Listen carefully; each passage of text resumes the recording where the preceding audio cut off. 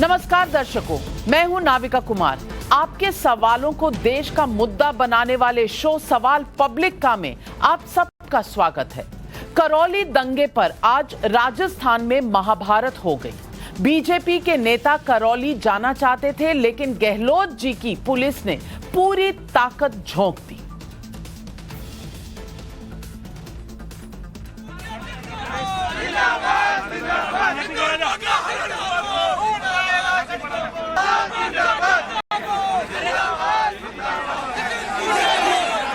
तस्वीरों में आप देख सकते हैं तेजस्वी सूर्या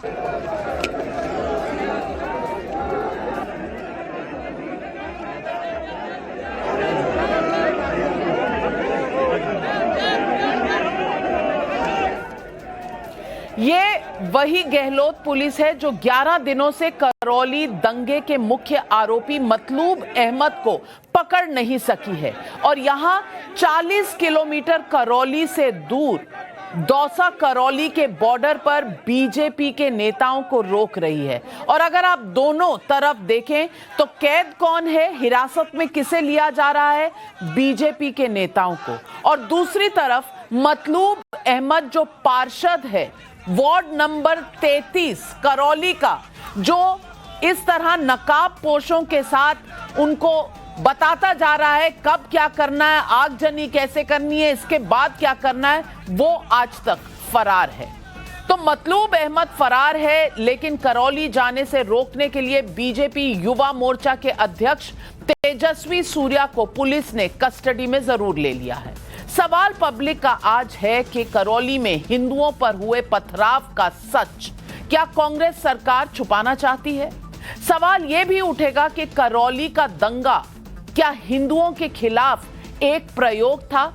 करौली के 8 दिनों बाद, बल्कि आज 11 दिनों बाद, देश के कई शहरों में भी रामनवमी की यात्राओं पर वैसा ही हमला हुआ है।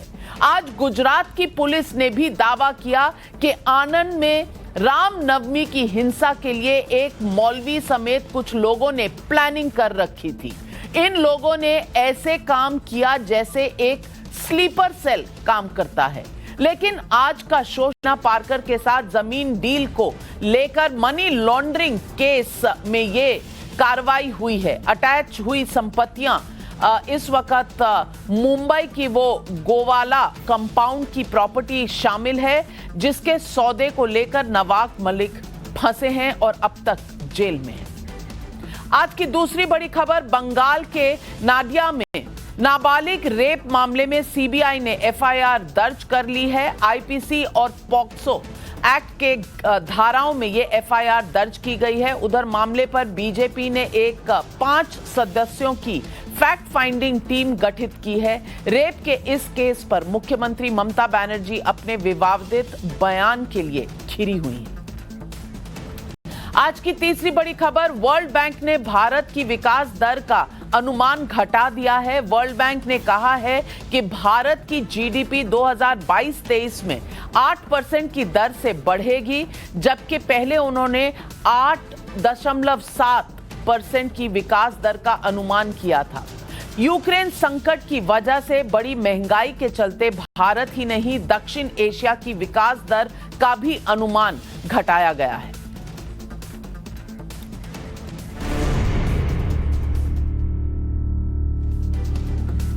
और अब सवाल पब्लिक का। 2 अप्रैल को हिंदुओं की यात्रा पर करौली में पथराव हुआ था। इस हमले को बीजेपी मुद्दा बनाने की कोशिश कर रही है, बल्कि बीजेपी युवा मोर्चा के बैनर तले आज बीजेपी ने चलो करौली का नारा दिया। राजस्थान बीजेपी के नेताओं के साथ बीजेपी युवा मोर्चा के अध्यक्ष तेजस्वी सूर्या करौली जाना चाहते थे, लेकिन उन्हें करौली नहीं जाने दिया गया। 40 किलोमीटर पहले ही तेजस्वी सूर्या को रोक दिया गया। करौली में धारा 144 लागू होने की दलील दी गई। बीजेपी की करौली न्याय यात्रा में राजनीति हो सकती है, लेकिन मेरा मुद्दा पार्टी पॉलिटिक्स है ही नहीं। मेरा सवाल है कि क्या करौली पर गहलोत सरकार कोई सच छुपा रही है? मेरा सबसे बड़ा सवाल करौली दंगे के आरोपी मतलूब अहमद को लेकर है, जो मैं लगातार उठाती रही हूं पिछले 11 दिनों से।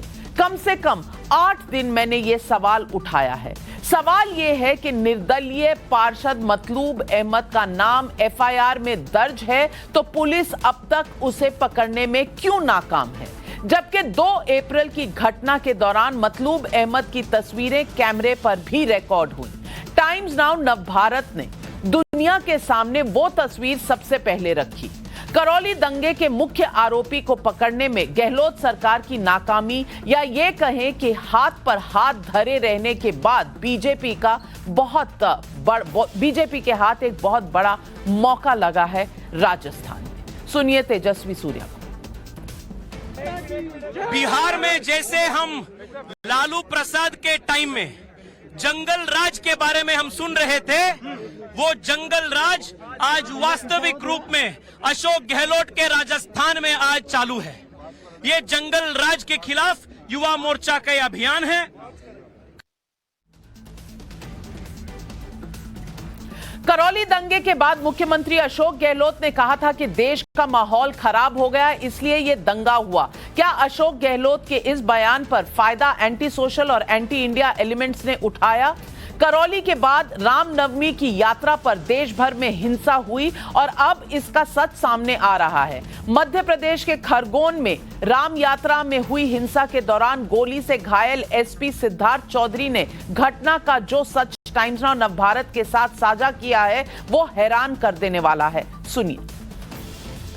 6:45 के आसपास संजय नगर की खबर आई थी कि वहाँ आगजनी हो रही है और 2 पक्षों के बीच पथराव हो रहा है। इस सूचना पर मैं अपने फोर्स के साथ वहाँ पहुँचा तो वास्तव में दोनों पक्ष में बीच में काफ़ी गंभीर रूप से पत्थरबाजी हो रही थी और कुछ आवाज़ें भी आ रही थी जो पेट्रोल बम आदि की थी और कुछ घरों में आग भी लगा हुआ था। सर हिमाकत यहाँ तक हो गई कि पथराव तो ठीक है, गोली तक चल रही थी और आपके पैर में गोली लगी। अब उसमें एक व्यक्ति जो है एकदम से एक पक्ष का दूसरे पक्ष की तरफ तलवार लेके दौड़ा और गंभीर घटना न घट जाए तो हमने उसे पकड़ा, तो तलवार भी चलाया था तो उससे भी कुछ चोटें आई, परंतु हम लोग उसको पकड़ ही रहे थे कि वो एक तरफ भागा अपनी गली में, तो उसके लिए पीछे मैं था तो उसको कोई कवर दे रहा होगा तो उसने फायर कर दिया, तो फायर से मेरे पैर में गोली लगी।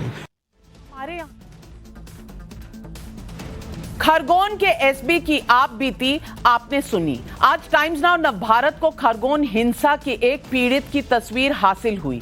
शिवम नाम के लड़के के सिर में बुलेट इंजरी हुई है और उसे इंदौर के अपोलो अस्पताल में भर्ती कराया है। जब मैं इस लड़के की तस्वीर देख रही हूं तो एक मां की तरह सोच रही हूं। सोचिए इस लड़के की मां पर, इसके परिवार पर इस वक्त क्या गुजर रही होगी। राम के नाम पर यात्रा में बच्चे को गोली लग गई। टाइम्स नाउ नवभारत को खरगोन हिंसा का एक नया वीडियो भी मिला है। खरगोन के इस वीडियो में भाटवाड़ी मोहल्ले में घर के भीतर पथराव को आप अपनी टीवी स्क्रीन पर देख सकते हैं। सुनिए।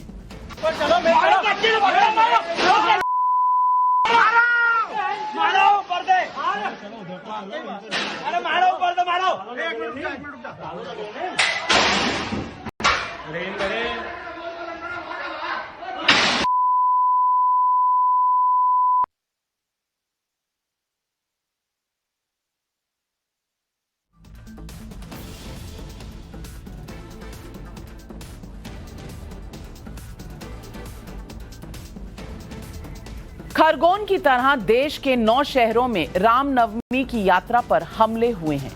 उससे पहले करौली में दंगा भी हुआ। ज्यादातर जगहों पर एक ही मोडस ऑपरेंडी था। मैंने कल रामनवमी पर हुई हिंसा को लेकर भारत को बदनाम करने वाली इंटरनेशनल टूलकिट का भी खुलासा किया था। पाकिस्तान और तुर्की जैसे देशों में इंडियन मुस्लिम्स अंडर अटैक नाम का झूठा प्रोपेगेंडा चलाया गया था, लेकिन आज गुजरात पुलिस ने रामनवमी की हिंसा को लेकर बेहद चौंकाने वाले खुलासे किए हैं। गुजरात पुलिस के मुताबिक आनंद की खंभात में हुई हिंसा प्री प्लान थी। पुलिस ने मौलवी रजाक अयूब मलिक समेत 9 लोगों को गिरफ्तार भी किया है। सुनिए गुजरात पुलिस की ये बयान।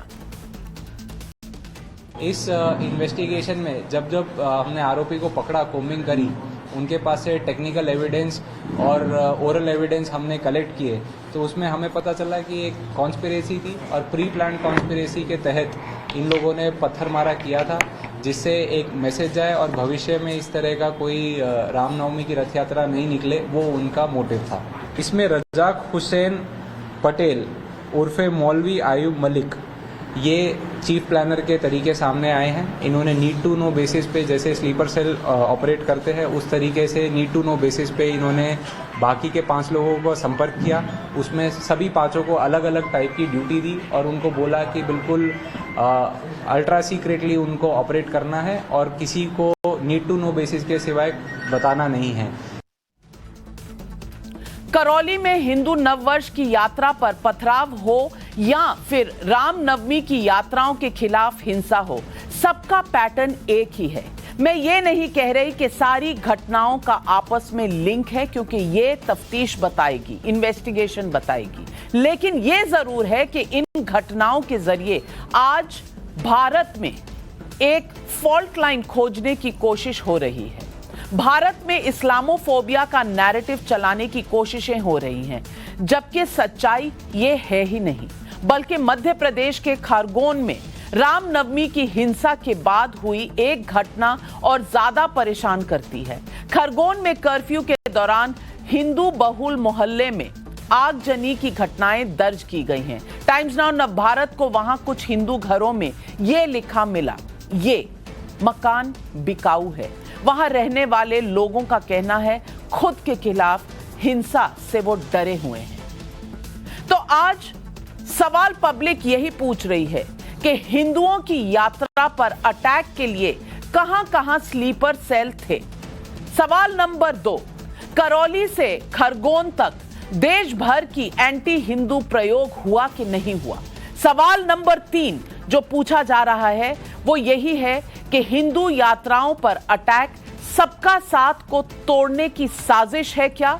यही है आज सवाल पब्लिक का, और इन सवालों के जवाब देने के लिए हमारे साथ जुड़ रहे हैं शहजाद पूनावाला, प्रवक्ता हैं बीजेपी के, गिरिराज गर्ग महासचिव है राजस्थान कांग्रेस पार्टी के, शोएब जमाई अध्यक्ष हैं इंडियन मुस्लिम फाउंडेशन के, मौलाना नदीमुद्दीन इस्लामिक स्कॉलर और राहुल ईश्वर राजनीतिक विश्लेषक हमारे साथ जुड़ रहे हैं। और मेरा पहला सवाल है शहजाद पूनावाला आपसे। और शहजाद पूनावाला, मैं ये सवाल पूछना चाहती हूं आपसे कि क्या तेजस्वी सूर्या एक भारतीय होने के नाते करौली जा नहीं सकते?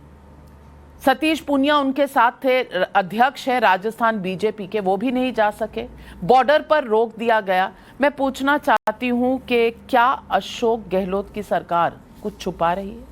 देखिए, कितनी विडंबना की बात है कि करौली हिंदू हिंसा का मुख्य अपराधी मतलूब फरार और बीजेपी के जो नेता हिंदुओं के लिए न्याय मांगने जाते हैं वो गिरफ्तार। मतलब कि पहले आप 370 लागू कर दो।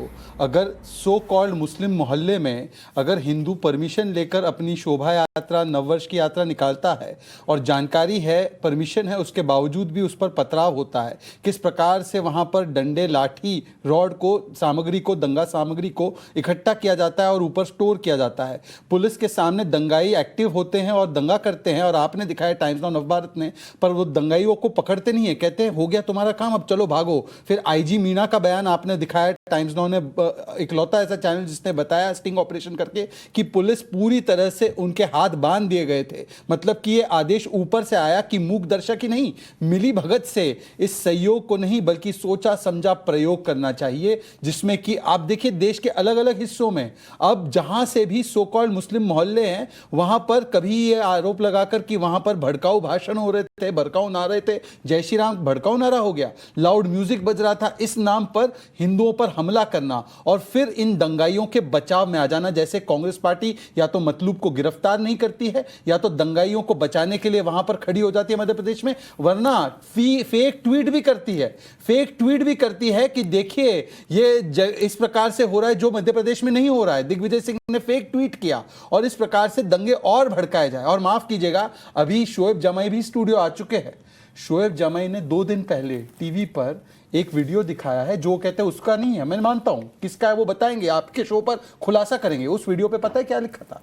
शोएब जमाई के उस वीडियो पे लिखा था कि राम को भारत से बैन कर देना चाहिए, भगवान राम को भारत से बैन कर देना चाहिए। ये मेरे पास वीडियो है, क्योंकि एक राइवल चैनल का मैं नहीं बजवाना चाहता, उसको नहीं चलाना चाहता, पर शोएब जमाई जी आप बताइए, यही तो सोच है ना कि राम का अस्तित्व नहीं, हिंदू टेररिस्ट होता है, राम सेतु को तोड़ दो, हिंदू आईसिस और बोको हराम होता है। राहुल गांधी ने इनको सिखाया है कि हमारा युद्ध हिंदुओं के खिलाफ है, चाकू उठा लो, और शोएब जमाई टीवी पर बताते हैं राम को बैन कर दो, मुस्लिम्स राम अंडर को बैन कर देंगे। Attack, Muslims under attack. और प्रयोग क्या हो रहा है कि छतों पर ईंटें पड़े हुए हैं, छतों पर डंडे पड़े हुए हैं, लोहे के सरिये पड़े हुए हैं। शोएब जमाई, ये प्रयोग है या सहयोग है? मैं पूछ रही हूं आपसे क्योंकि यही पैटर्न है जहां जहां देखा जाए। और मैं आपको खरगोन की तस्वीरें दिखाना चाहती हूं जहां एसपी को गोली लगी है, 16 साल के बच्चे को गोली लगी है, शिवम शुक्ला जो है अस्पताल में पड़ा है, परसों उसकी बहन की शादी है, लेकिन आप देखिए उसकी हालत क्या है। गोली लगा दी उसको, क्यों? क्योंकि रामनवमी थी, राम का वहां पर राम जी के नाम पर शोभा यात्रा निकल रही थी। इससे पहले कि मैं आपके पास आऊं, मैं इस वक्त तेजस्वी सूर्या जी युवा मोर्चा भारतीय जनता पार्टी के आज करौली जाना चाहते थे, वो हमारे साथ जुड़ रहे हैं। नमस्कार तेजस्वी सूर्या जी। आज करौली तो जाने नहीं दिया अशोक गहलोत सरकार ने, मतलूब अहमद फरार हैं लेकिन आप गिरफ्तार हैं तेजस्वी सूर्या जी। कुछ अजीब नहीं लग रहा? विडंबना नहीं है ये राजस्थान की सरकार की? यस,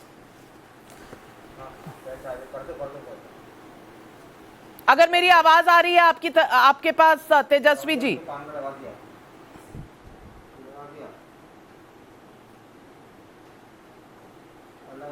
मुझे लगता है कि ऑडियो लिंक में कुछ तेजस्वी जी, मेरी आवाज आ रही है आप तक?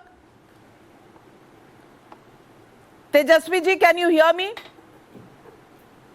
आवाज आ रही है? Can you hear me Tejashwi ji? बहुत फीबल है। नाविका जी नमस्ते, very feeble, if you could just, yes, hello, नमस्ते। हम आवाज बढ़ाने की कोशिश कर रहे हैं। I can hear my echo. मैं अपने डायरेक्टर से रिक्वेस्ट कर रही हूं कि ठीक करें आवाज को। मैं आपसे सवाल पूछ रही हूं कि मतलूब अहमद जो अक्यूज्ड एफआईआर में है, आज 12वें दिन तक वो अरेस्ट नहीं हुए, लेकिन आप करौली जाना चाहते थे, आपको रोक दिया गया और हिरासत में ले लिया गया। क्या ये कांग्रेस की सरकार का रवैया है राजस्थान में? ये नाविका जी तुष्टीकरण राजनीति की गरिमा है। तुष्टीकरण राजनीति एक समाज को कैसे बिगड़ सकता है, एक समाज में कैसे कुशासन प्रभाव कर सकता है, इसका एक जीता जागता उदाहरण आज का राजस्थान है। और जो लोग बदतमीजी कर दिए थे, जो लोग ये जो जुलूस निकल रहा था उसके ऊपर जो पतवार किया था, उन जो विक्टिम्स है, विक्टिम्स ऑफ वायलेंस के ऊपर अभी एफआईआर दर्ज हो रहा है, और जो दंगे किए उन लोगों के ऊपर कुछ कार्रवाई नहीं चल रहा है। ये गहलोत सरकार की नीति है, गहलोत सरकार की काम करने का तरीका है। तेजस्वी सूर्या जी, हमने टाइम्स नाउ नवभारत पे ऐसे कई वीडियो दिखाए हैं। भारत विरोधी, हिंदू विरोधी मुख्यमंत्री गहलोत है। हमने टाइम्स नाउ नवभारत पर ऐसे कई वीडियो दिखाए हैं जहां पुलिस वीडियो में हाथ पर हाथ धरे खड़ी नजर आ रही है। मतलूब अहमद लोगों को बता रहा है कि कहां आग जलानी है, कहां क्या करना है, अब क्या करना है, फोन पर बात करते हुए। ये सारे तमाम वीडियो हैं, और बल्कि वहां के एसपी ने एक कैंडिड कैमरा में हमारे रिपोर्टर के सामने ये कह दिया कि पुलिस ने कुछ नहीं किया, हम रोक सकते थे लेकिन पुलिस ने कुछ नहीं किया। और ये तस्वीरें हमारे स्क्रीन पर अभी नजर आ रही हैं। तेजस्वी सूर्या जी, सवाल मेरा ये है कि ये प्री प्लान था, पहले से तय था कि इस तरह होना है, और आज अगर मतलूब अहमद फरार हैं तो ये भी क्या कांग्रेस का एक एजेंडा है? बिल्कुल, इसमें कोई शक नहीं है, कोई डाउट नहीं है। हिंसा होने से 3-4 दिन पहले ही पीएफआई ने एक पत्र लिखा था जिसमें उन्होंने वार्न किया था। इसके बावजूद भी कांग्रेस सरकार ने, गहलोत सरकार ने कुछ स्टेप्स नहीं लिया इसको प्रिवेंट करने के लिए। प्रशासन को पुलिस को वार्न कर सकते थे, अलर्ट पे रख सकते थे, और जिनके एडमिशन है, पुलिस के जो एडमिशन है, खुद के एडमिशन, उसके हिसाब से भी ये जो हिंसा हुआ इसका प्रिवेंशन वो कर सकते थे। सरकार और पीएफआई, सरकार और ऐसे एक्सट्रीमिस्ट तीव्रवादी एलिमेंट्स राजस्थान में आज शामिल है, और ये साजिश में ये दोनों एलिमेंट्स पार्टनरशिप में हैं। इस सरकार में पीएफआई जैसे एक्सट्रीमिस्ट ऑर्गेनाइजेशंस को जुलूस निकालने के लिए, प्रोसेशंस निकालने के लिए खूब परमिशन मिलता है। कोटा में हो, बीकानेर में हो, सीकर में हो।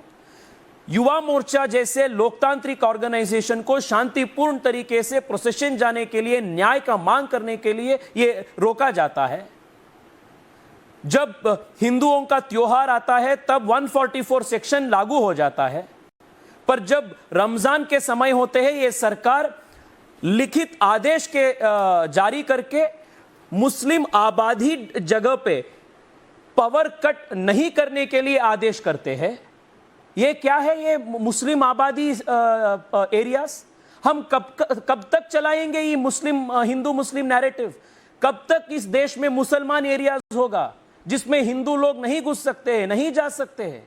1947 में इसी एक चिंतन के आधार पर देश का बंटवारा हुआ, और आजादी का अमृत महोत्सव के संदर्भ में ये जो देश को बंटवारा करने का जो टू नेशन थियरी था, टू नेशन आइडिया था, उसी आधार पर आज भी देश में, प्रदेश में मुख्यमंत्री प्रशासन चला रहा है।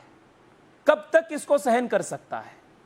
तेजस्वी सूर्या जी, रामनवमी का सिर्फ राजस्थान में इस तरह से पथराव नहीं हुआ। रामनवमी के शोभा यात्रा पे ये मध्य प्रदेश में भी हुआ है, बंगाल में भी हुआ है, गुजरात में भी हुआ है, और कई अन्य इलाकों में भी हुआ है। मैं पूछना चाहती हूं कि ये पूरी एक साजिश है, क्योंकि आपने राजस्थान सरकार के खिलाफ तो कह दिया, मध्य प्रदेश में किसके खिलाफ कहेंगे?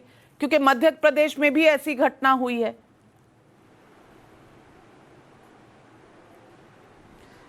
यहां दो चीज है। मध्य प्रदेश में या अन्य बीजेपी शासित प्रदेशों में जहां जब ऐसे इंसिडेंट्स हुआ, तुरंत उसके बाद कैसा कार्रवाई हुआ है आप सब देख रहे हैं। जो ये विक्टिम्स है उनको न्याय दिलाने का काम चल रहा है। जो ये दंगे किए हैं उनके ऊपर कैसे कार्रवाई चल रहा है, उनका प्राइवेट प्रॉपर्टी भी किस तरह के कॉन्फिस्केट हो रहा है, वो आप देख रहे हैं। पर यहां राजस्थान में जो लोग ये हिंसा से पीड़ित थे, पीड़ितों के ऊपर एफआईआर दर्ज हो रहा है, और जो दंगे किए हैं दंगेकारों को एनकरेजमेंट दे रहा है, बढ़ावा दे रहा है, और खुले ये लोग स्कॉट फ्री हो रहा है। This is what we are witnessing. These are the two stories. और मैं ये भी मानता हूं कि आज देश भर में पीएफआई जैसे, सिमी जैसे जो एक्सट्रीमिस्ट ऑर्गेनाइजेशंस है, ये ऑर्गेनाइजेशंस मुस्लिम्स के बीच में एक रेडिकलाइजेशन पैदा करने के लिए बहुत कोशिश कर रहे हैं, and the country must be ever vigilant about these kind of things. आज भी बहुत सारे जो लोग करौली से थे, करौली के लोग मुझे बता रहे थे कि करौली में 200 से ऊपर परिवार पलायन कर रहे हैं करौली छोड़ के। कश्मीर में पलायन हम देखे। चुनाव के बाद ममता बनर्जी के वेस्ट बंगाल में हिंदू परिवारों के पलायन के बारे में हम सुन रहे हैं। आजादी के भारत में, स्वतंत्र भारत में हम ऐसे हिंदू पलायन को देख के हम मुख बैठ सकते हैं क्या? अशोक गहलोत जी ने, मुख्यमंत्री जी ने कहा है कि इसका जवाब प्रधानमंत्री नरेंद्र मोदी और गृह मंत्री अमित शाह जी को देना चाहिए, क्योंकि उन्होंने देश में एक ऐसा माहौल बना दिया है कि आज हिंदू मुसलमान एक दूसरे के आमने सामने खड़े हैं, एक दूसरे पर पथराव और आगजनी कर रहे हैं। इस पर आपका क्या जवाब है? गहलोत जी को याद दिलाना चाहता हूं कि भारत के संविधान के अंतर्गत लॉ एंड ऑर्डर एक स्टेट सब्जेक्ट है। लॉ एंड ऑर्डर का जो जिम्मेदारी है वो प्राइमरीली चीफ मिनिस्टर का है। वो अगर प्रधानमंत्री जी का या अमित शाह जी के कंधे पर ये जिम्मेदारी डालना चाहते हैं तो मैं उनसे आग्रह करता हूं, अशोक जी आप तुरंत इस्तीफा दीजिए और मोदी जी को और अमित शाह जी को राजस्थान का आप रिस्पॉन्सिबिलिटी दीजिए और हम दिखाएंगे कैसे लॉ एंड ऑर्डर को ठीक करना है राजस्थान में। एक हफ्ते में सबको हम ठीक करेंगे, जैसे अमित शाह जी और मोदी जी नॉर्थ ईस्ट में, कश्मीर में, देश के अलग अलग हिस्सों में जो पुरानी जो लेगेसी इश्यूज था, इसको जो हिस्टोरिकल इश्यूज को कैसे हम ठीक किए, वैसे ही राजस्थान में जो बिगड़े हुए लॉ एंड ऑर्डर को एक हफ्ते के अंदर अमित शाह जी ठीक करेगा।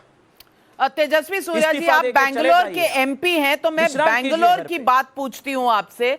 आईटी सिटी है, तो सोशल मीडिया पे इस वक्त एक ट्रेंड चल रहा है कि इंडियन मुस्लिम्स अंडर अटैक। इस पर आप क्या कहेंगे? ये जो एक इंटरनेशनल कवायद शुरू कर दी है कि भारत में मुसलमान महफूज नहीं है, इस पर आप क्या कहेंगे? ये देखिए, एक इंटरनेशनल कॉन्स्पिरेसी है भारत को बदनाम करने के लिए। भारत में जब तक भारत हिंदू मेजॉरिटी राष्ट्र की नाते रहेगा, तब तक देश में क्रिश्चियन हो, मुसलमान हो, सब माइनॉरिटीज को पूर्ण रूप से संरक्षण हमेशा मिलेगा। It is in the DNA of the Hindu to be liberal, it is in the DNA of the Hindu to be all accepting, but it is also in the DNA of the Hindu to resist what is wrong and to react when attack is made.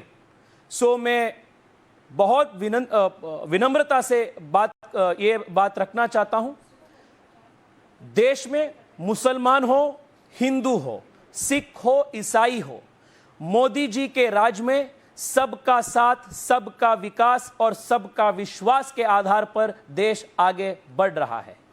और इस देश में देश को break करने के लिए, देश को टूटने के लिए, टुकड़े टुकड़े बनाने के लिए जो साजिश कर रहे हैं, इन लोगों के जो कॉन्स्पिरेसी है, ये कॉन्स्पिरेसी ऐसे ट्रेंड्स के माध्यम से बाहर आ रहा है। तेजस्वी जी, हमारे साथ टाइम्स नाउ नवभारत पर जुड़ने के लिए आपका बहुत बहुत धन्यवाद। और मैं ये डिबेट दोबारा खोलती हूं और मैं ये पूछना चाहती हूं गिरिराज गर्ग जी, जो कांग्रेस पार्टी के हैं। गिरिराज गर्ग जी, आपको बीजेपी से क्यों इतनी प्रॉब्लम है, क्यों भयभीत हैं आप कि आपने उनको करौली नहीं जाने दिया? क्योंकि करौली में तो सब आराम से घूम सकते हैं। मतलूब अहमद वहां आगजनी करके और वहां पर राइट्स करके वो तो 12 दिन से फरार हैं, तो क्यों गिरफ्तार हैं तेजस्वी सूर्या जैसे लोग?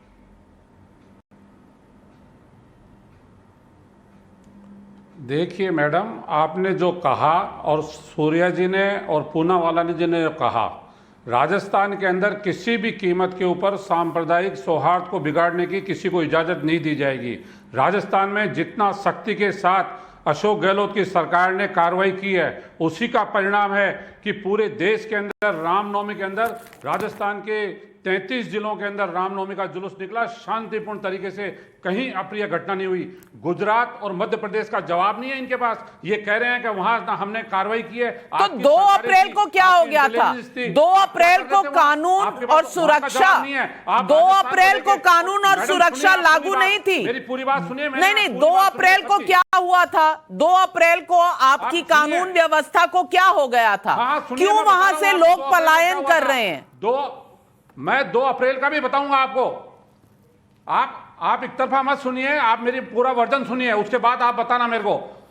जैसे आपने उनको सुना है, करौली के अंदर 2 अप्रैल को जिस तरह की साजिशाना के तहत जो जुलूस निकाला गया, मुस्लिम इलाके से जिस तरह से नारे लगाए गए एक समुदाय विशेष के खिलाफ, उसके बाद वहां टेंशन हुआ।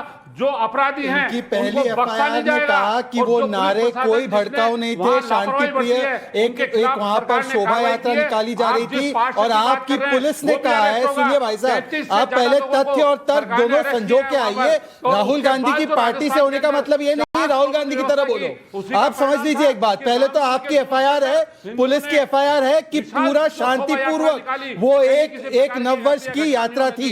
यह आपका एफआईआर है, झूठी है क्या एफआईआर? दूसरी बात, क्या जय श्री राम कहना भड़काऊ नारा है क्या? क्या जय श्री राम कहना भड़काऊ नारा है क्या? क्या भगवा झंडा लहराना भड़काऊ है क्या? क्या आपने इजाजत दी थी या नहीं दी थी इस यात्रा को?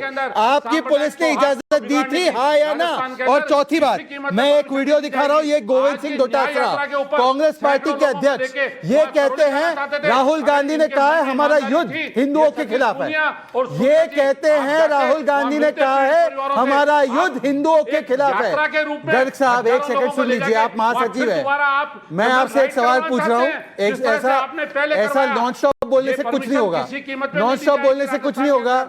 ये गोविंद सिंह डोटासरा का वीडियो है। अच्छा, एक सेकंड, आपके पास तथ्य हैं, आप गिरिराज जी को बोल लेने दीजिए, मैं आपको पूरा बोल ही रहे हैं। नहीं ये मतलब के मैंने पक्ष में बोल ही मैंने रहे हैं। देखिए ये खरगोन के दंगाइयों के पक्ष में बोल ही रहे हैं। शहजाद जी ये भी आगे न्याय यात्रा आपने निकाली, वो सफल ना हो पाई, यहाँ न्याय होने नहीं, दीजिए, पर वो तो- यहाँ वो देखो, न्याय होने ऐसा है, दीजिए, मैं सबको समय दूंगी, ये अन्याय- ना मैं कहीं जा रही हूँ ना आप। अच्छा, मुझे इनके बाद बोलने का मौका दीजिए। बिल्कुल, इनकी पुलिस ने कहा है शांतिप्रिय आपको तरीके से काउंटर निकाले थे। करने का समय दूंगी, पहले गिरिराज जी बोल लें, फिर उसके बाद आप बोलिएगा, जरूर मिलेगा समय। यहाँ पर कोई तुष्टिकरण नहीं है, यहाँ पर बिल्कुल संविधान चलता है। गिरिराज जी, हिंदू धर्म कभी ये नहीं कहता किसी दूसरे धर्म का अपमान करो।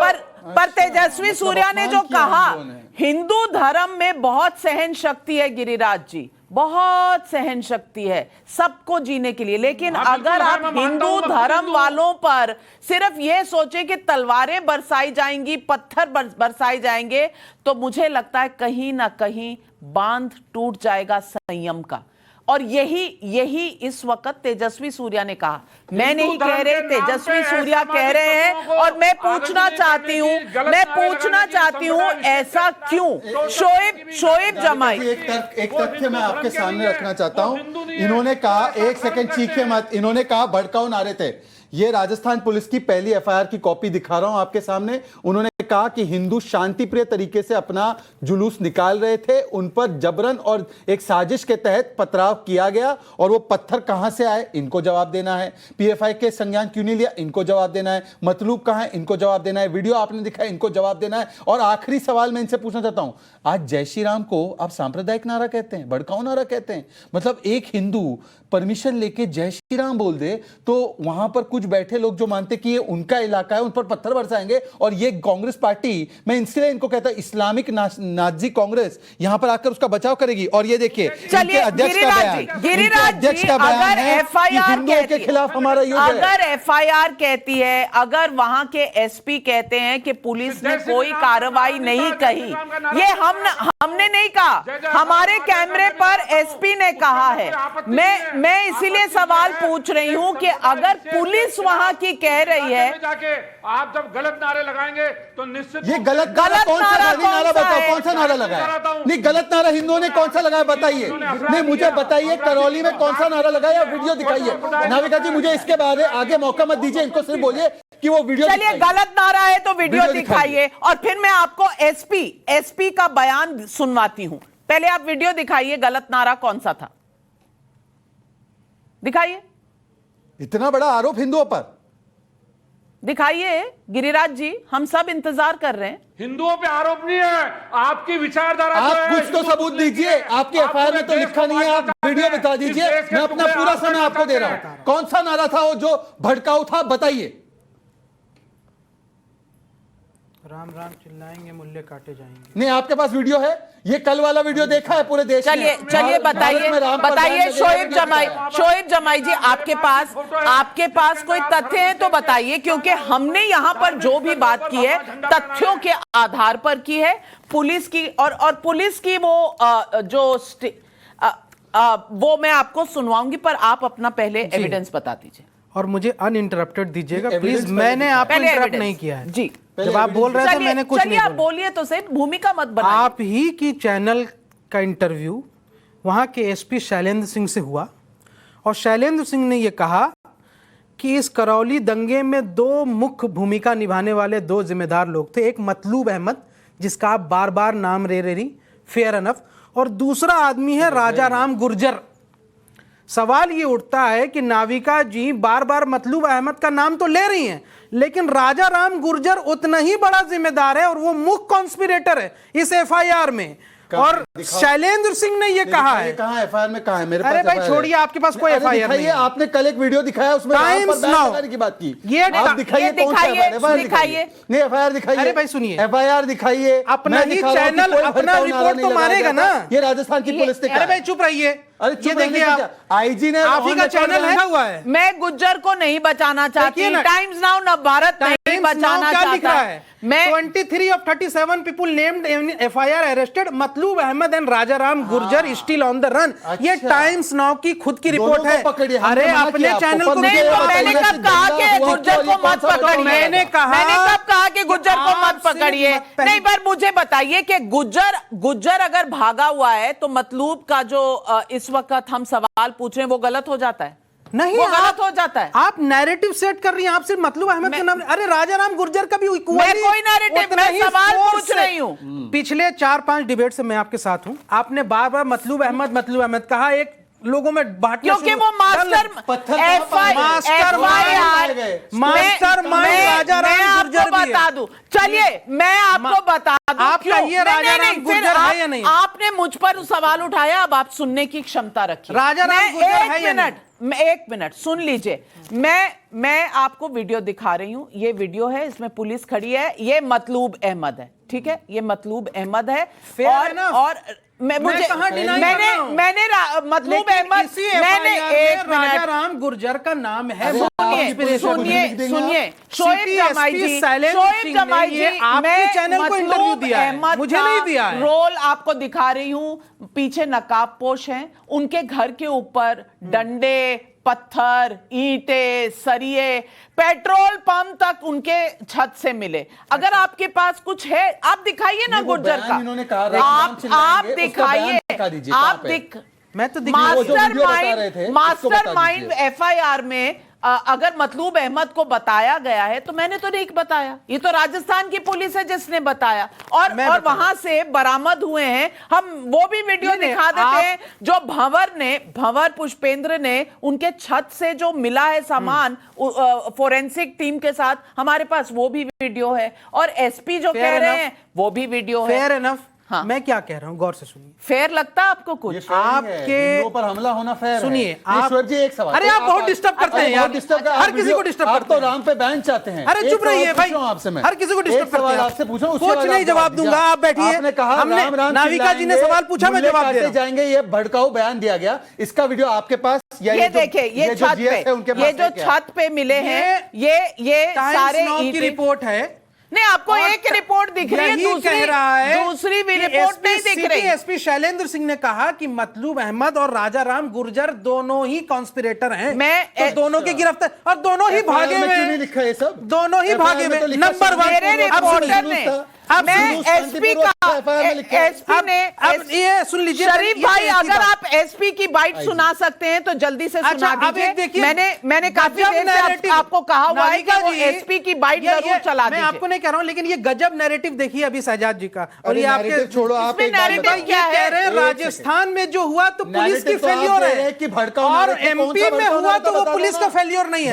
अरे मध्य प्रदेश में लोकल इंटेलिजेंस यूनिट क्या कर रही थी? पुलिस को पहले से नहीं पता था। मध्य प्रदेश खरगांव में पुलिस को पहले से नहीं पता था। 2 दिन पहले भी ये खरगांव में जो घटना हुई ऐसी, तो उनको मालूम नहीं था। आपने कैसे यहां से वहां फिर पोजीशन की इस तरीके से क्या, आपने क्या इंतजाम किया? तो उत्तर, अगर कांग्रेस के शासित राज्य में कुछ घटना हो तो लोकल पुलिस और इंटेलिजेंस जिम्मेदार, और मध्य प्रदेश में हो तो मुसलमान जिम्मेदार।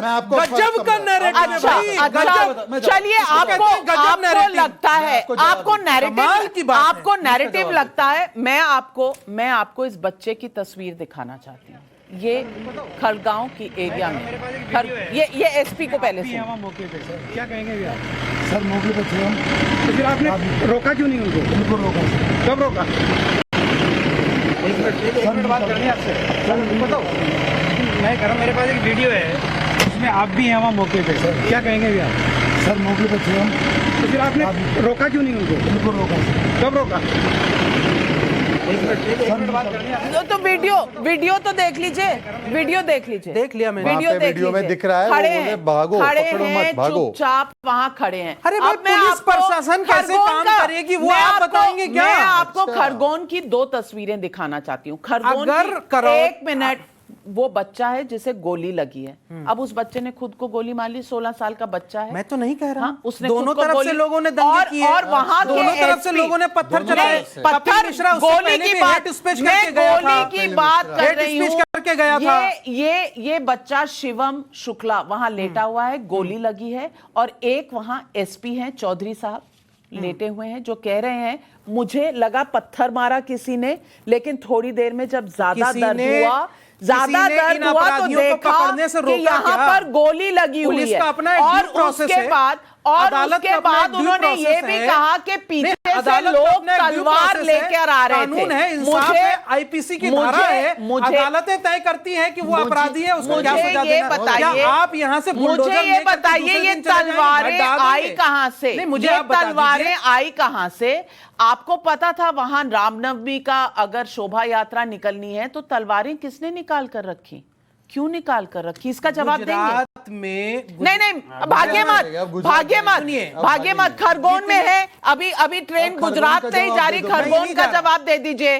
खरगोन का, खरगोन में हो चाहे गुजरात में हो, वहां पे हिंदू जो अपनी शोभा यात्रा निकालते हैं वो भी तलवार लेके जा रहे थे, और जो रामनवमी और मुहर्रम में निकलता वहां भी तलवार लेके जाते हैं। भाई तलवार अलाउड नहीं है। कहीं और की तस्वीर खरगोन की बता रहे हैं इन्होंने। मैं सारी तस्वीर दिखा दूंगा। मैं चाहता हूं, इन्होंने बड़ी बातें की, मैं इनसे एक नहीं, ईमानदार आप व्यक्ति के तौर पर ये गजब नैरेटिव है या नहीं है? आपको नैरेटिव बताता क्या है? नहीं, गजब नैरेटिव मैं बताता हूं। गजब नैरेटिव मैं बताता हूं। नाविका में गजब नैरेटिव जिम्मेदार नहीं है। भाई साहब, एक मिनट, हमने कभी नहीं कहा कि करौली, एक मिनट, आपका खतरे में, आपका इस्लाम तो रोज खतरे में रहता ही है। खतरे में नमाज पढ़ने तो अरे भाई इतना कमजोर क्या है?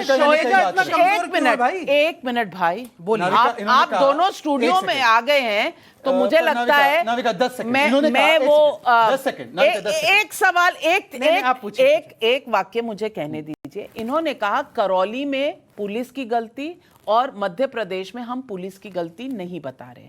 मैं भाई साहब आपको एक चीज बता दूं कि मैं पुलिस की गलती दोनों जगह कहूंगी, लेकिन पुलिस की ये भी गलती है और प्रशासन की ये भी गलती है कि अब तक मतलूब अहमद पकड़ा नहीं गया। 12वां दिन है, अगर गुर्जर पकड़ा नहीं गया तो वो भी एक मुद्दा है, पकड़ा जाना चाहिए। अगर FIR में उसका नाम है तो क्या कर रही है पुलिस? ठीक है, सवाल पूछना है मेरा काम, और मैंने ये सवाल उठाए हैं। लेकिन मास्टरमाइंड जिसको बताया है, वीडियो जिसके मिले हैं, एविडेंस, आप बात कर रहे हैं इन्वेस्टिगेशन और कोर्ट के मामले की, उसमें एविडेंस चलता है, ये एविडेंस है। एविडेंस के साथ बात करिए। अगर आपके पास में एडमिसिबल होगा क्या? अच्छा, अब जो पुलिस के पास एविडेंस होंगे वही तो एडमिसिबल होगा। इन्होंने 3-4 सवाल। नाविका जी, आप बताइए, मेरा ये सवाल जायज है नहीं? अच्छा, क्या आपके चैनल का एविडेंस कोर्ट में एडमिसिबल होगा? नहीं होगा। जो पुलिस के पास होगा एविडेंस वही एडमिसिबल होगा। तो चलिए,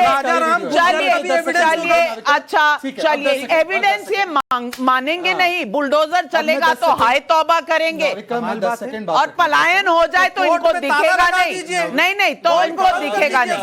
एक मिनट, राहुल ईश्वर बोले नहीं है।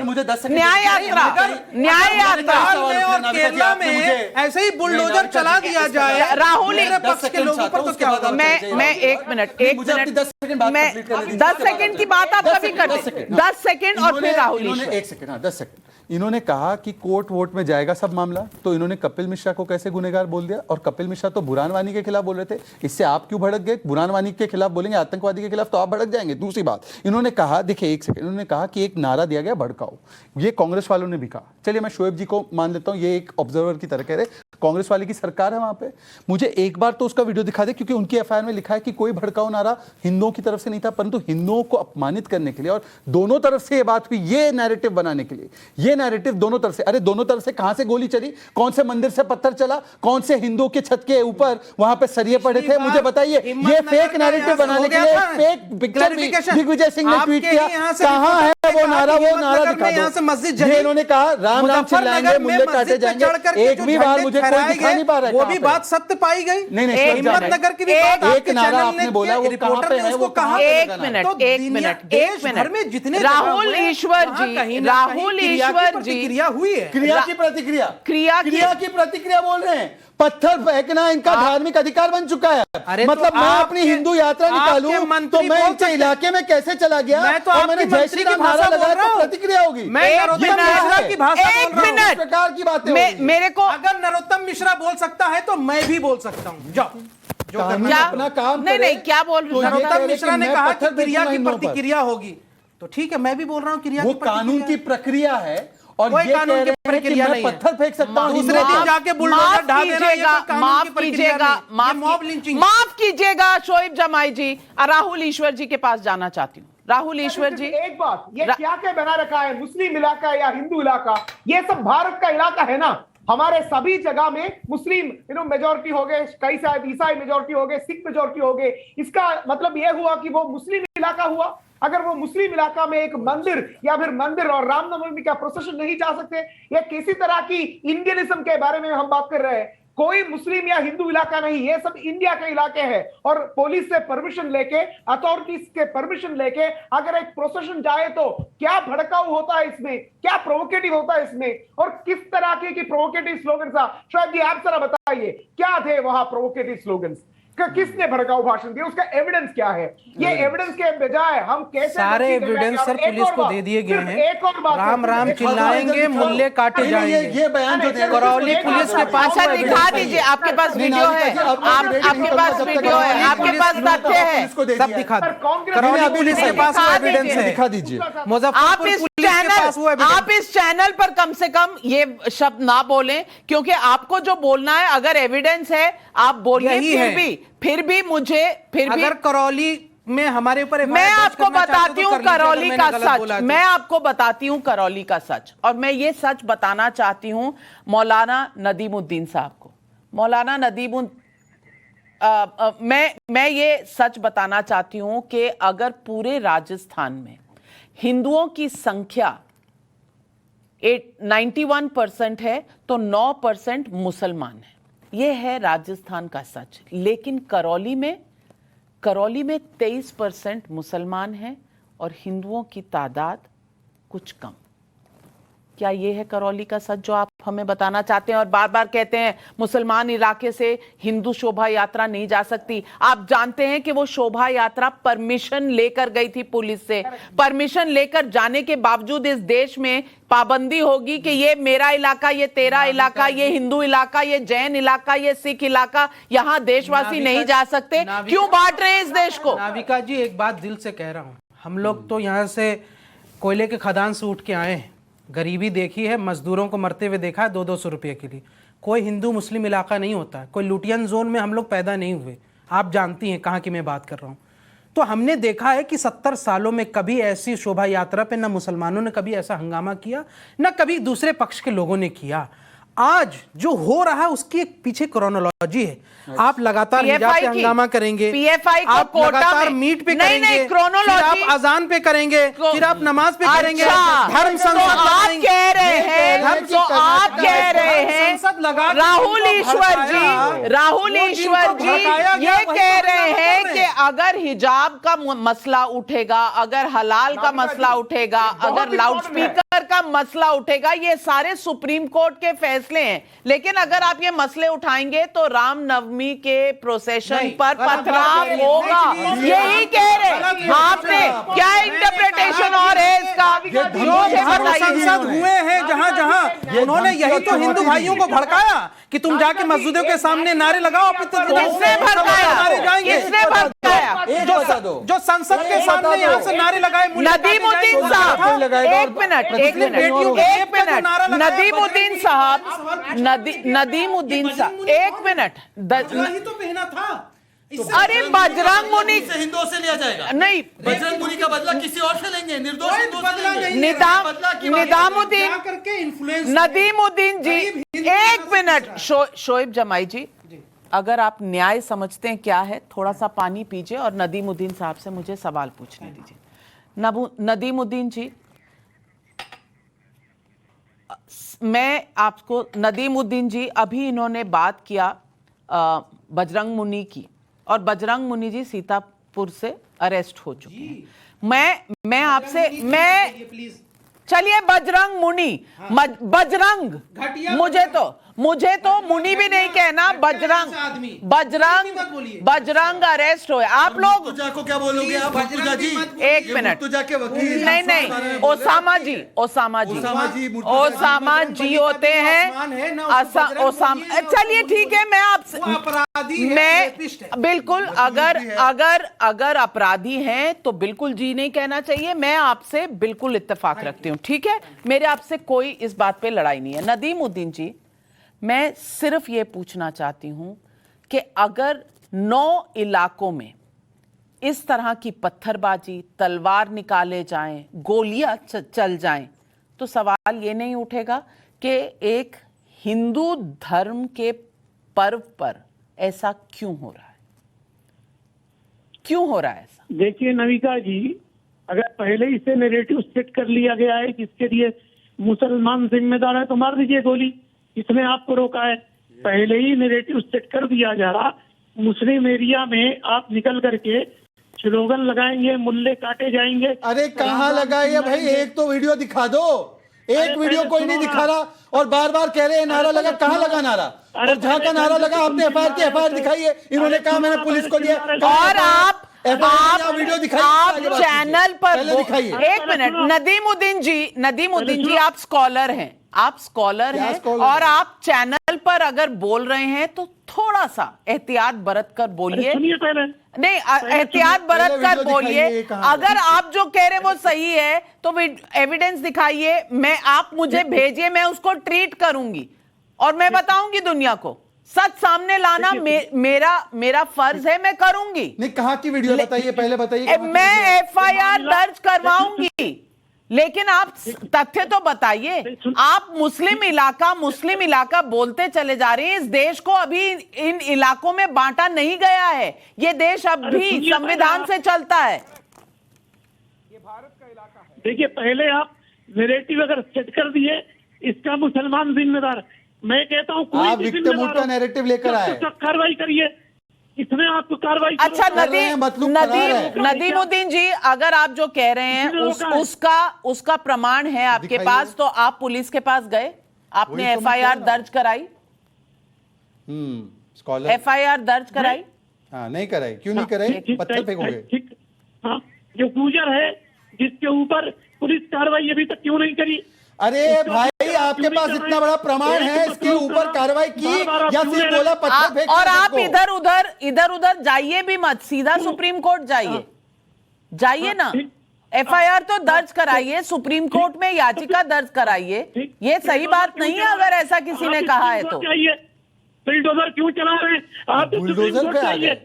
अरे वो छोड़ो, आपने बोला है इतना बड़ा नारा लगा, हिंदुओं ने लगाया, तो आप बताइए इसका प्रमाण क्या है? आपने एफआईआर की या अन्यथा ये नैरेटिव आप बना रहे हैं कि हिंदू हाइड इट कमिंग, मतलब हिंदुओं के ऊपर पत्थर जो बरसे वो सही बरसे क्योंकि उन्होंने ये नारे लगाए। 3 लोगों ने बोला है ये बात, एक ने भी तथ्य तर्क नहीं दिया है, एफआईआर नहीं कराई, ना वीडियो दिखाया। नहीं नाविका, अब तो वीडियो दिखाना चाहिए।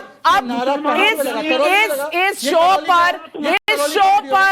शो पर पब्लिक हमारी बॉस होती है, और पब्लिक हमारी बॉस होती है, और पब्लिक के सवाल सबसे ज्यादा जरूरी होते हैं, क्योंकि ये शो है सवाल पब्लिक का।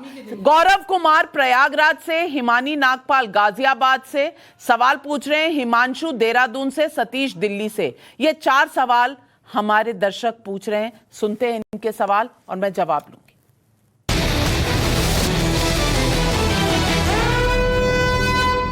यूपी में राम यात्रा शांतिपूर्ण रही, लेकिन देश के कई राज्यों में दंगे हो गए, तो क्या इसका मतलब ये नहीं कि हर एक राज्य को एक योगी चाहिए? करेली में ऐसा क्या छिपाया जा रहा है कि वहाँ के विपक्ष नेता जहाँ नहीं सकते? अशोक गहलोत कह रहे थे कि करौली दंगा पीएम मोदी जी की वजह से हुआ। क्या दंगे का आरोपी मतलूब अहमद भी मोदी जी की वजह से फरार है? पहले हिजाब कंट्रोवर्सी हुई, फिर करौली से लेकर खरगोन तक हिंदू मुसलमान दंगे हुए। क्या ये सब अपने आप हो रहा है? गिरिराज गर्ग जी, पब्लिक सवाल पूछ रही है, इन सवालों के जवाब दीजिए कि अगर मोदी जी गुनहगार हैं तो मतलूब अहमद भी क्या मोदी जी के इशारे पर फरार है?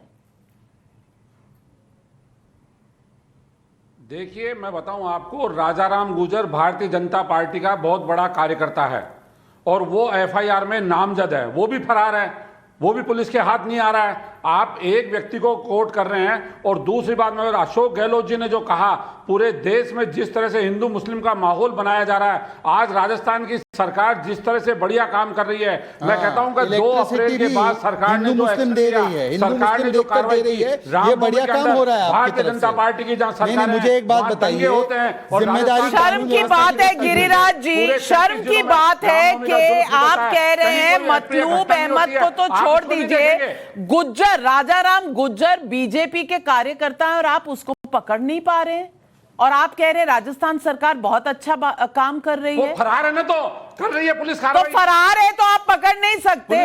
और गहलोत जी तो गृह मंत्री भी है राजस्थान के, तो गहलोत जी से पकड़े नहीं जा रहे। गहलोत जी की पुलिस क्या कर रही है? और मैं पूछना चाहती हूँ, राहुल गांधी जी तो राजस्थान में जाकर कहते हैं हिंदू और हिंदुत्व क्या होता है, वो फर्क बताते हैं। और चौथी बात, आप कह रहे हैं, नहीं, आप मुझे बस एक सवाल का जवाब दे दीजिए। पीएफआई की वहां पर जुलूस निकल सकते हैं, लेकिन हिंदुओं के रामनवमी के जुलूस नहीं निकल सकते। क्या यही है राजस्थान? रामनवमी के जुलूस पूरे 33 जिलों में निकले हैं। आप गलत कह रही है मैडम, आप इसको कोट मत करिए। 33 जिलों में रामनवमी के जुलूस निकले हैं, मुस्लिम बाहुल्य इलाकों से निकले हैं। जयपुर का ये कौन से इलाके होते हैं? नागौर का मकराना हो या सोजत हो, मुस्लिम लोगों ने आगे बढ़ के पुष्प वर्षा करके राम के जुलूस के ऊपर पुष्प वर्षा की है। कहीं राजस्थान में जरा सी भी घटना नहीं हुई है जैसे मध्य प्रदेश में हुई और गुजरात में हुई, जहां भारतीय जनता पार्टी की सरकारें हैं। आपको पकड़े नहीं जा रहे? अगर राजाराम गुज्जर जी, करौली का कोई राजाराम गुज्जर और मतलूब अहमद पकड़े नहीं जा रहे तो योगी जी से बुलडोजर मंगवा लीजिए। आजकल जनता कह रही है कि बुलडोजर का शायद समय आ गया है। अगर कानून तोड़ने वाले, कौन बरसा रहा है देखिए नाविका जी, ये कहाँ की वीडियो है? खरगोन की वीडियो है। अच्छा, खरगोन की बता रहा हूँ। अब ये सब भगवा पहने हुए छत से पत्थर बरसा रहे हैं। ये वीडियो जरा जूम कीजिए, कैमरामैन जरा जूम कीजिए और दिखाइए। आपने पुलिस को दी, पुलिस को चली गई है। चली गई किसने की? ये आपके इकोसिस्टम से चली गई है। सिद्धार्थ चौधरी जो है, जो घायल हुए हमारे एसपी, ये इसी इलाके में घायल हुए। उसी इलाके में घायल हुए। उन्होंने बोला बंदूक की गोली कहां से चल रही थी, उन्होंने वो भी बताया है। छत से कौन पत्थर चला रहा है, ये सब भगवा पहने हुए। तो क्रिया और प्रतिक्रिया, मैंने कहा दोनों तरफ से हुई, दोनों तरफ से, लेकिन घर आपने सिर्फ मुसलमानों के ढहा दिए। दोनों तरफ से कुछ नहीं हुआ है। चार हिंदुओं के भी ढाए हैं, वो मैंने कल पूरा दिखाया था। आप रोज मेरे शो पर आया करिए, तथ्यों से वाकिफ रहेंगे। लेकिन दर्शकों, आज मैं ये कहना चाहती हूँ कि भारत में माहौल को खराब करने की कोशिशें ऐसे समय पर हो रही हैं जब दुनिया के तमाम संकटों के बावजूद भारत का रिकॉर्ड अच्छा है। कोरोना संकट हो या यूक्रेन संकट को लेकर भारत का स्वतंत्र विदेश नीति या फिर आर्थिक मोर्चे पर संभली हुई स्थिति, भारत ने मजबूती दिखाई है। ऐसे में यह सवाल उठना लाजमी है, क्या भारत के लोकतंत्र को दागदार करने की कोशिशें हो रही हैं? ये सवाल है और ये मेरा नजरिया भी है कि जब तुर्की, पाकिस्तान, अफगानिस्तान से इस तरह की खबरें निकलती हैं, जब कोई मुद्दा उठाया जाए और उसके बाद आप देखें कि एक जगह नहीं, देश के 12 जगहों में, 12 शहरों में पत्थर बरसाए जाते हैं रामनवमी के दौरान। मैं नहीं कह रही कि किसी एक पक्ष की गलती है या किसी एक पक्ष को मैं जिम्मेदार ठहराऊं, क्योंकि मैं जिम्मेदार ठहरा ही नहीं सकती। अभी तफ्तीश जारी है, इन्वेस्टिगेशन चल रही है, तो मैं तो नहीं कह सकती। लेकिन कौन कह रहा है ये कि अगर क्रिया होगी तो प्रतिक्रिया भी होगी? क्योंकि कश्मीरी हिंदुओं को तो 32 साल पहले कश्मीर से निकाला गया था। आज तक कोई प्रतिक्रिया नहीं हुई, किसी ने बंदूक नहीं उठाई, किसी ने पत्थर नहीं उठाया, सरिया नहीं उठाया, डंडा नहीं उठाया। सब हक की लड़ाई जरूर लड़ रहे हैं, लेकिन किसी ने पत्थर नहीं बरसाए। तो ऐसा क्यों कि अब क्रिया और प्रतिक्रिया की बातें हो रही हैं? आज एक्सटर्नल और इंटरनल दो तरफा साजिशों की आशंकाएं हैं, इसलिए देश की राजनीति को और ज्यादा गंभीर होने की जरूरत है। ये तू मैं खत्म करने की जरूरत है। बस यही है आज सवाल पब्लिक का और आज गुजारिश पब्लिक की। बस आज का शो खत्म करने की इजाजत दीजिए। अपने सारे मेहमानों को बहुत बहुत धन्यवाद, पर जाइएगा मत, हम ले रहे हैं एक छोटा सा ब्रेक, लेकिन आ रहे हैं सुशांत सिन्हा लेकर न्यूज की पाठशाला।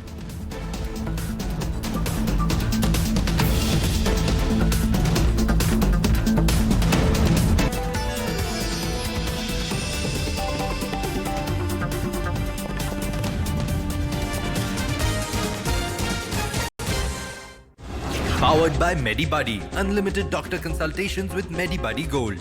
गाड़ी बेचने जा रहा था पर बेटी ने रोक लिया, पर नो